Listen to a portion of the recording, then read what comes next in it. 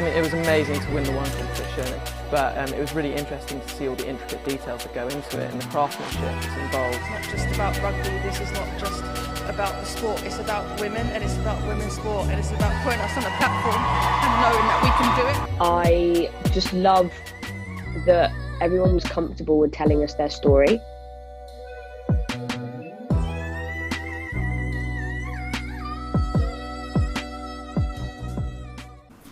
Hello and welcome to the Girls Sports Show. I'm your host, Cara Bostock, and today we're going to be talking all things women's sports. Please feel free to interact on the comments on Facebook and YouTube throughout. Hopefully we're going to inspire you with some amazing young female athletes, and we're going to be talking all things women's sport and the barriers that still need to be kicked down. Helping me today, I've brought in the professionals. Our guests, we've got England's most capped rugby player, Rocky Clark. Rocky, how are you? Yeah, I'm very well. Thanks for having me on. It's a pleasure.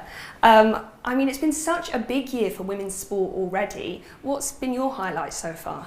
Yeah, I'm particularly pleased about the Women's Six Nations. Obviously, we've gone on our standalone window. We've had massive crowds, record-breaking viewing figures. It's been amazing. It's been incredible, and there's more to come, obviously, with the World Cup later in the year. Absolutely. So the World Cup's out in New Zealand, and we're looking forward to breaking down more barriers and getting more viewers. And from what I've heard, England stand a pretty good chance, I think. I think England is going to do pretty well, yeah. Amazing. We've also got Hannah Stobbs with us, who's a cricket coach. Hannah, how are you? I'm doing really well, thank you. Thanks for having me. Well, we've got the 100 this year, Hannah, women's cricket. What team are you supporting? Definitely Oval Invincibles for me. I should really be supporting London Spirit, being from Middlesex, but I've got to support the winners of last year. I was going to say, pretty good chance with the reigning champions. We've not just got rugby and cricket for you today, we've also got our sports spotlight. This week it's Taekwondo. We've got an exclusive interview with Bianca Walkden later. And actually, the power is in your hands for our next show. What do you want our sports spotlight to be? This is where we feel a sport needs a little bit more love. We've got boxing, archery or rock climbing. I mean, I think I'd give any of them a try. So please comment on Facebook or YouTube and we'll reveal what our sports spotlight is going to be next week at the end of the show. Now, something I did really want to talk about today, especially with you, Hannah, is the one competition, the cricket competition for young girls. What are your thoughts on that? I thought it was really good, so it was a great test for young girls to test out their batting, bowling and fielding skills in cricket. Yeah, for those of you that don't know, like Hannah said, it's an all-round test. I think it was a bit inspired by the NFL in America, where they really put these young female cricketers through their paces, and the winner actually gets a Kookaburra Pro Player sponsorship. The winner from last year, Maddie Reynolds, superstar, we followed her to Kookaburra and saw her collect her prize. Let's take a look. Hi, my name's Stuart Wharton. I'm brand manager here at Kookaburra Reader in Corby. It's a great pleasure to have Maddie with us today to collect her prize for her inaugural win of the One competition. What we're going to do is we'll go through the whole process so that she can be fully kitted out and ready for the season, just the same way as our professional players are here at Kookaburra. I mean, it was amazing to win the one competition and going from that, winning the Kookaburra contract, which was great, and what I got to sign today and get my own bat, which I really loved and really excited about. I mean, it was a bit overwhelming at first. I mean, everything was just happening. It was great, but it was a great experience. It was really, really good to sign it, and with my dad as well being there, it was really nice. Excellent. Welcome to Kookaburra. Yeah, it's one of the great pleasures that we have at Kookaburra is seeing players come through the ranks. It's really important to us for the next generation of cricketers, and we want to work with those boys and girls to hopefully help them achieve their dreams and play first-class cricket and hopefully international cricket in the future. All of our players have the opportunity to work closely with our bat maker. They give us a specification in terms of a weight or how they want the bat to pick up, and when our bats arrive, we get them into the workshop and they stand with Paul and do that little bit of fine tuning that makes the difference to their performances out there in the middle. I mean, it was really interesting to see the different handles that they go in and the bat. The whole process is so much more detailed than you'd think, because you just pick up a bat and that's what you use. But it was really interesting to see all the intricate details that go into it and the craftsmanship that's involved. And I think, I mean, I gained loads from that just experience. You know, it makes you appreciate the bats you use a bit more, and the bats that I've received today, I mean, it's really good.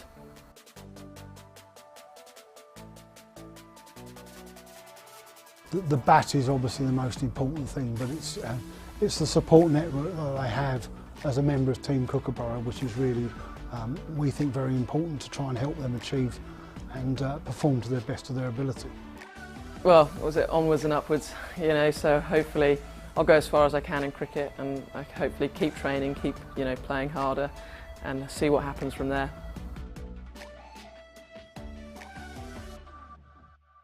Hannah, can you imagine something like the one being around when you were playing cricket? I think I would have absolutely loved it, and a lot of my teammates would definitely have joined as well. So yeah, it would have been really, really cool. I think it's almost a reflection of the wider sort of momentum that's going on in women's sport at the moment, all these opportunities coming up. Now, we should say here, you also know your way around a rugby pitch. Rocky, I don't know if you knew this about Hannah. And we've got this amazing video that you sent in, from your youth, I should say. Hannah, do you want to talk us through? Oh yeah, we got the try there. Have we got the start of that one? Oh, see, big moment coming up. Let's see Hannah in action. She's coming. Oh, slow-mo. Chasing it down. How old were you here? Oh, I was in my early 20s. Yes, Yeah. full of life. Oh, that was incredible. Now, obviously, talking of rugby, it's the fastest growing women's sport at the moment. Rocky, I'm sure this is something you've experienced firsthand. Yeah, I'm really pleased to say that the sport is going from strength to strength. We've got so many new players, the sponsorship deals that are going out, the viewing figures, people taking up the sport, media coverage is just going through the roof, and I can't wait to see how it bursts through the scene in the World Cup coming up. And I know we spoke about earlier, but TikTok sponsoring the Women's Six Nations, I mean, it doesn't really get much bigger than that. Having TikTok on board is huge, and you see so many teams, including myself, on TikTok, and yeah, like a bit of a TikTok Not shy dance. to it. Yeah, exactly. So yeah, the amount of support we're getting from that, and we're just getting out there. So many views on the Six Nations, women's rugby, that kind of thing. So it's brilliant to see. It's so important, and I think something I know that's been blowing up my social media at the moment has been No Woman, No Try, the Amazon Prime documentary. This is directed by Victoria Rush. The documentary follows the journeys of several female rugby players, and Victoria has kindly sent us the trailer to have a look at. It's not just about rugby, this is not just about the sport, it's about women and it's about women's sport, and it's about putting us on a platform and knowing that we can do it. I challenge anyone to say that women's rugby is not good enough and women are not good enough, because we are.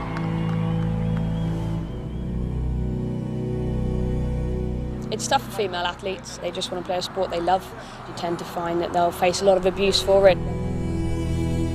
There's not that many opportunities for the type of female that excels in rugby to excel elsewhere in the same way. We need the sport just as much as the sport needs us.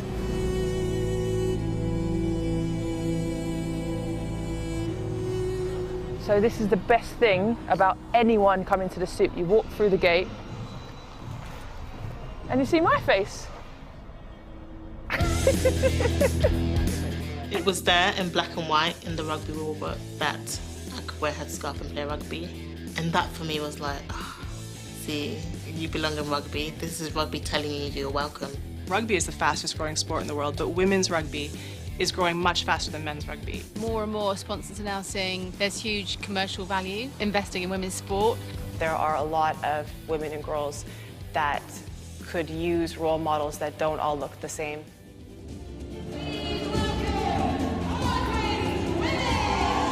I do feel very privileged to be playing at a time that I get to have like a front row seat to this moment in history.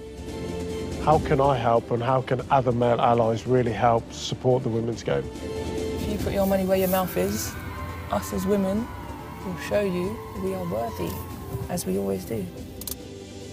Mic drop. No Woman, No Try has been an absolute triumph. I was lucky enough to catch up with the director, Victoria Rush, to discuss its impact. So, hello Victoria, how are you? Yeah, I'm good. Thank you, Cara. Yeah, really good. And really thanks for having me. I'm really excited to talk to you today. I feel like No Woman, No Try has been all over my social media and obviously all over my telly as well. I suppose I want to start with sort of reflecting on the start of this process about your intentions and predictions.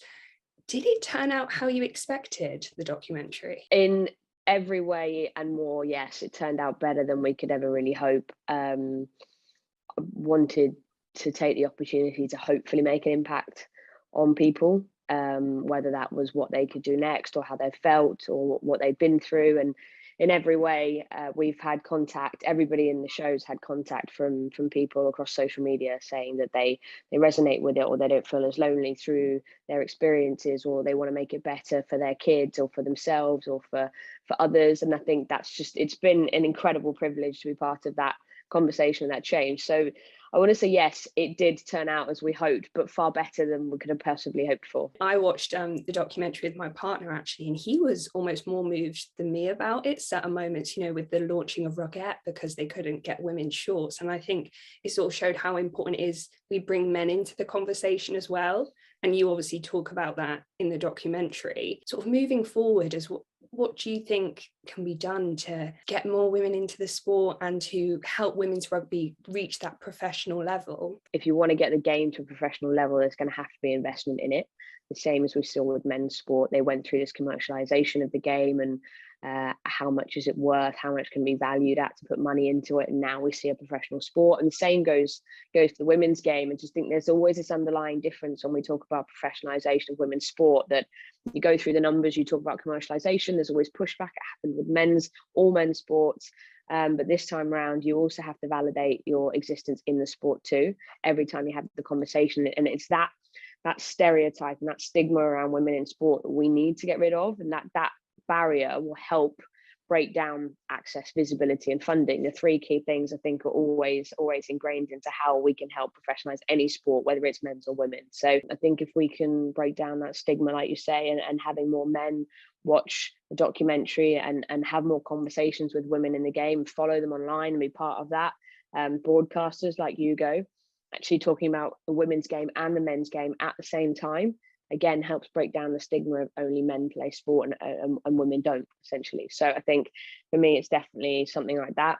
Really easy wins are just making sure that World Cups are called the Men's World Cup and the Women's World Cup. We do it in athletics. It's the men's 100-meter final and the women's 100-meter final, but that doesn't translate into other sports, men's rugby and women's rugby. So I think there's little things like that broadcasters can do to make it a lot easier to access. That's actually something I've picked up on. I've started referring to either men's or women's. And like you say, it's those tiny changes that just become part of our psyche and our culture. I suppose all that's left for me to say is congratulations.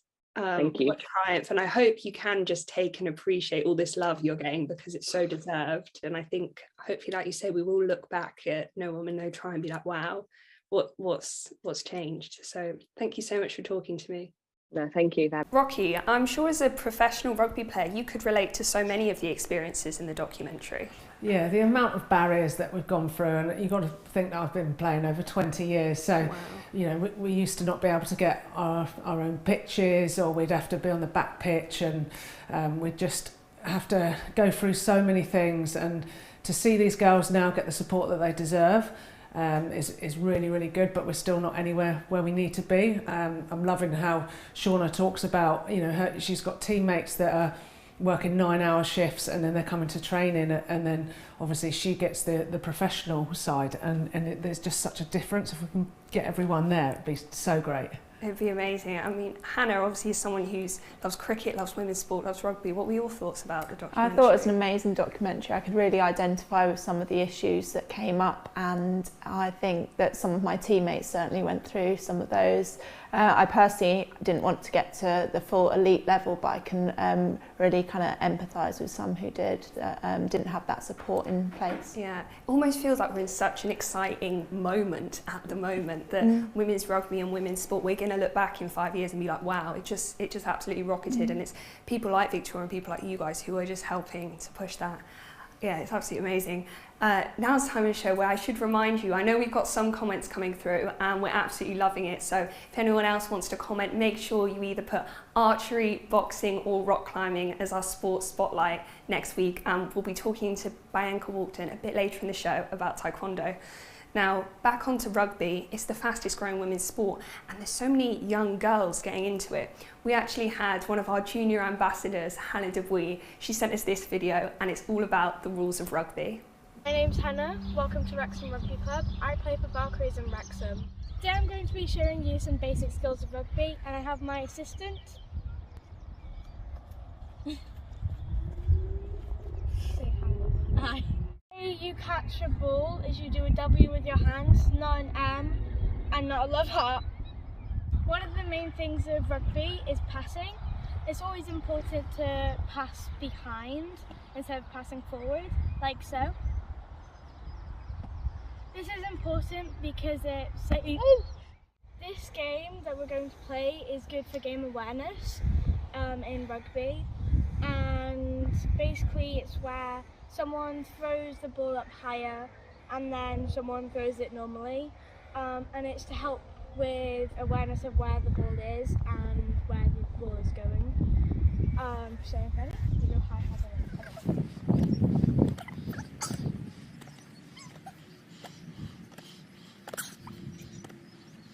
So grab your ball. Which foot do you prefer to kick with? Okay, so I prefer to have my right hand on the bottom, left hand on top, because I'm right-handed. First practice just dropping the ball, because you don't want to just fling it up. And then all you need to do is drop the ball and then aim for around your laces to kick on the point side instead of like the flat side here. And they just kick it. Ready?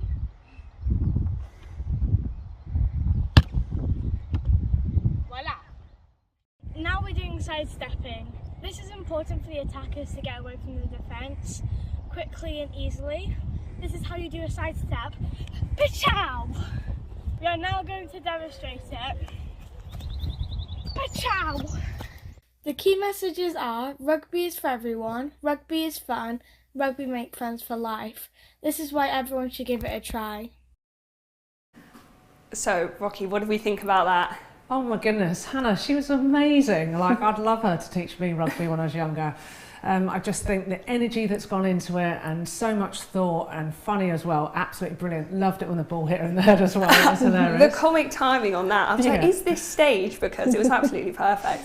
I mean, Rocky, how old were you when you started playing rugby? Well, probably about 100 years ago. No, when I was 15, so quite a while ago, over 20 years ago. Not giving away my age, but it was a long time ago and absolutely loved it. A friend at school asked me to come along and help with numbers, and I was like, oh no, I'll get injured. And then she was like, please, we're really short, we want to play. I was like, okay, went along, loved it, never looked back, and still as enthusiastic as I was when I was a young 15-year-old.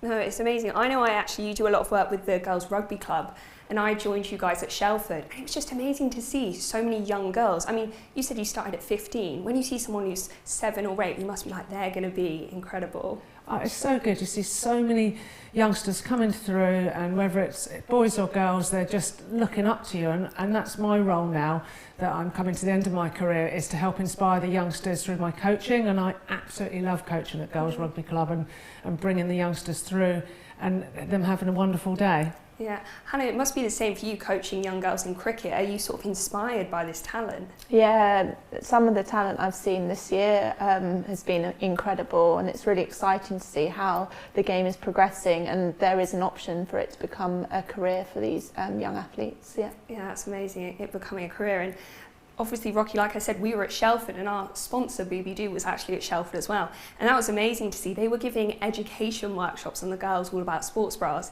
And at first, I think everyone was a bit apprehensive. We're going to talk about boobs, we're going to talk about sports bras. But by the end of it, I think we all realised it's really important. It was so good, yeah. As you said, when we got there, everyone was really nervous. And by the end of it, they're making TikToks about Booby-Doo. It was absolutely brilliant. And that, that's the way to be present and get these girls interested, because it's so important to have the proper support. Yeah, you're so right. And I think we'll see in our video, even the dads got involved. Booby Doo is such an important message with the importance of sports bras for female athletes. We followed them at our Shelford workshop. So Booby Doo, myself and the team have been here delivering sports bra education workshops for the Girls Rugby Club and a few from the Girls Cricket 11 as well to help educate them more about sports bras. So for the main point, we want to give them the tools to help make an informed choice about how their sports bra should fit, but also why it's important to wear one, especially starting out at that young age, giving them that information early on to help them through their whole career of sport to be wearing a sports bra that really benefits them, makes them comfortable, feel confident to train, and ultimately protects them and their breasts during sport and as they grow and change. I didn't know much about sports bra education, things like that before, but I found it really interesting. Something that's applicable to all sports, and it's relevant to every single girl today, so I think why shouldn't we discuss it? It's something that we should be addressed more often. They've been really engaged, they've been asking us a lot of questions, and I think we've hopefully offered them the opportunity to ask questions, giving them that platform and safe space to be able to ask more about sports bras and how they should fit, what kind of ones they should wear. So it's been really nice to have a lot of engagement from them, also from the parents as well that have been here during the day, asking for advice on making that choice for their daughters. It's a good way of getting the girls to talk about things a little bit more, because like I say, I think they feel a little bit anxious or embarrassed possibly about these kinds of things. Knocks down barriers so you can then discuss things, and and then it just helps the relationship be more open. Particularly for me as a dad, it's nice that she's got other people to talk to. I'm trying to learn a little bit as well, so as she can speak to me. I've had a lot of dads come up today and sort of say, oh, this is really good, just for them to be able to have this conversation with someone, and then I can use that as my springboard to then talk to them more about it and get that conversation started where they maybe wouldn't have been sure how to up until then. I think it's fabulous. Having Booby Doo down at the rugby club enables all the girls to learn what kind of stuff they need to do as they grow up, and make it not a taboo subject. So I thought it was brilliant to have them down and do some measuring and educate the girls about stuff that's really important to them to further their career.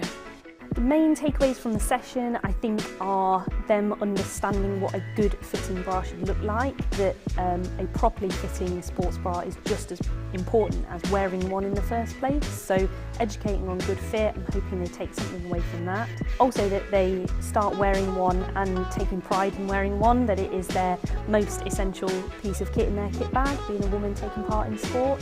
It's been really good learning lots of new things, and it's good seeing so many girls playing rugby or cricket coming together. I think the Booby Doos bit was really interesting because I learnt a lot of things that I probably need to know at my age, especially. Interesting that 80% of people don't actually have the right bra. I think our intentions for today were achieved. We've interacted with a lot of girls from the club, got them interested, got them making TikToks about the topic, and just seeing them enjoy the topic and not feel like they were embarrassed about it. That's our intention, to kind of make it a open, welcoming platform for them to be able to talk about their breast health, about sports bras, about boobs in general. So that's the intention for Booby Doo. Hannah, were sports bras, boobs, stuff that was ever talked about when you were playing? No, not at all. I think it was a little bit of a taboo subject. So it's definitely really important that it is spoken about for these young athletes coming through. And I know Booby Doo say, Rocky, don't they? A sports bra as a female athlete, it's your most important bit of kit. I'll tell you, one of my trial matches for England, my sports bra broke, and halfway through I had to go back in the changing room. It wasn't doing what it was supposed to do, and I had to go and have a little emergency break and sort myself out. So yeah, having a good sports bra is an absolute must. That's a nice little England story there, I like it. We've also had some questions come in from our Facebook. I think this is one for you, Rocky. Chris has said, how do you convince girls to try a sport they believe will hurt them, even though if this is not the case? Well, as I was one of those girls that thought I was going to get injured, I think if you can lure them in with trying some really fun games, fun versions of it, and actually them just trying it out, hitting a tackle pad, you know, passing the ball, etc. I think you just get them, and then once they try it, they love it. You know, you can injure yourself in like stepping off a bus. So yeah, for sure. Yeah. The benefits far outweigh, you know, any sort of injury concerns. And I've made lifelong friends and had an absolute blast the last 20 years.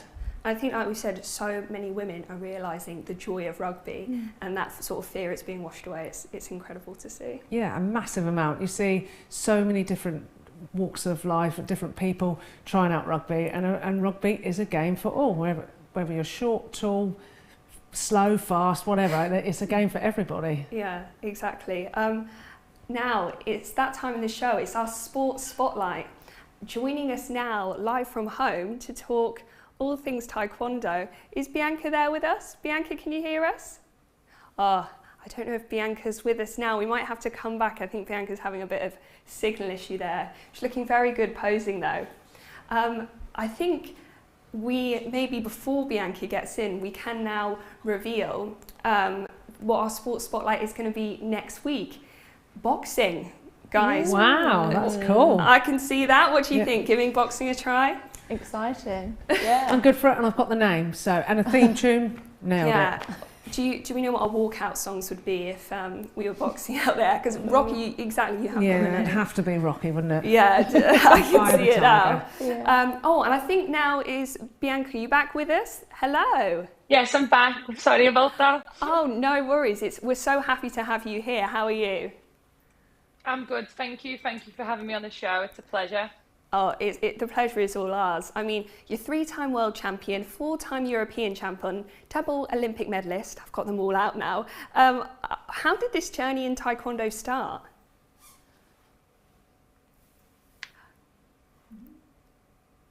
Oh, Bianca, can you hear me? I think, is there a little bit of a delay there? We might have. Yeah, so it wasn't very special actually. I just went with my friend one day after school. I was 11 years old and she already did the sport.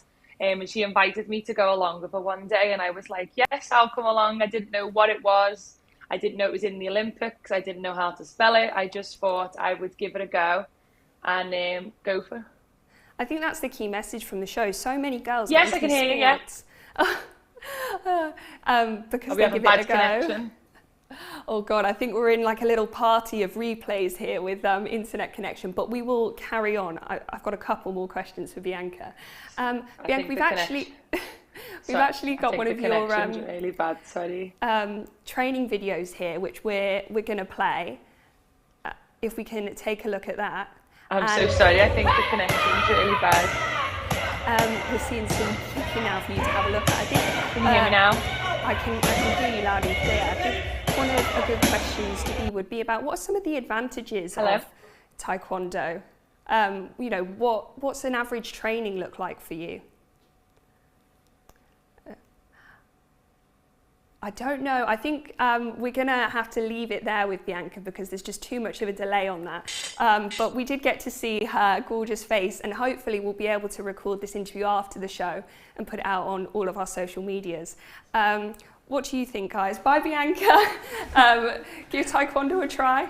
Yeah, it looked awesome. Probably a bit quick for me, but I could do a slow version, right? Yeah, exactly. That leg power. She must be so fit and very, very cool. Knowing, you know what? If anyone comes at me, I've got this. Yeah, you wouldn't mess with her, would you? No, you would not. We've had some amazing comments come in. Sophie on Facebook has said, "Such a great show. Hope you can do more. So excited for a great summer of women's sport." And I think maybe a good thing to end on would be, what are you guys most excited about coming up in women's sport this year? So in terms of rugby, we've actually got the Premiership final on Friday, Saracens versus Exeter. So that's going to be absolutely huge at Worcester Stadium, 3 o'clock. So that will be on social media and commentated BT Sport. And then we've got, of course, the Rugby World Cup in October in New Zealand. So that's going to be absolutely massive. Can't wait to see the growth of women's rugby. It's so exciting. Honestly, it's just going on the up. And then Hannah, what about you? I think for me it'll be definitely the 100. Really looking forward to that, and also the Charlotte Edwards Cup and the Rachel Hayhoe Flint Trophy as well, on a more domestic setup. So yeah, really looking forward to it. It's going to be incredible. I think all that's left to say is to thank you so much to my guests for your amazing insight. Thank you for those at home for staying with us despite a few technical difficulties. Here at Girls Sport Club, we just want to champion women's sport and be at the heart of that conversation. So thank you so much for watching. Bye.